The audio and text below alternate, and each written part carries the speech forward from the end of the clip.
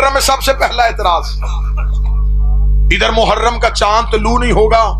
یا آپ کو کہیں نہ کہیں سے کوئی نہ کوئی مولوی کہیں نہ کہیں سے آوازیں بلند کرنا شروع کر دیں گے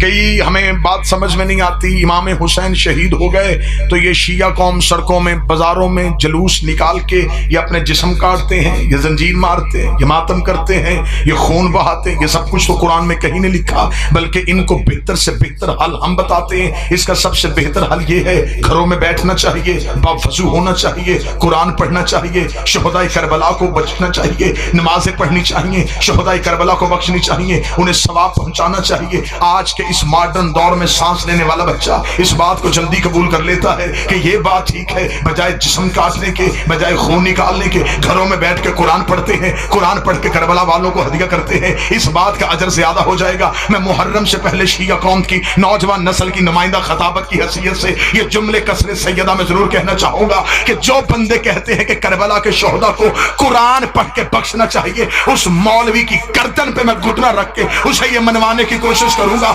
قرآن ہمیشہ اسے بخشا جاتا ہے جو مرنے کے بعد خود نہ پڑھ سکے، قرآن اسے بھیجا جاتا ہے جو مرنے کے بعد خود نہ پڑھ سکے، اور جو نیزے کی نوک پہ قرآن کی تلاوت کرتا ہو وہ تیری آیتوں کا محتاج نہیں ہے، وہ تیری تلاوتوں کا محتاج نہیں ہے، اور قرآن قاریوں کو بخشا جاتا ہے، وارثوں کو نہیں بخشا جاتا۔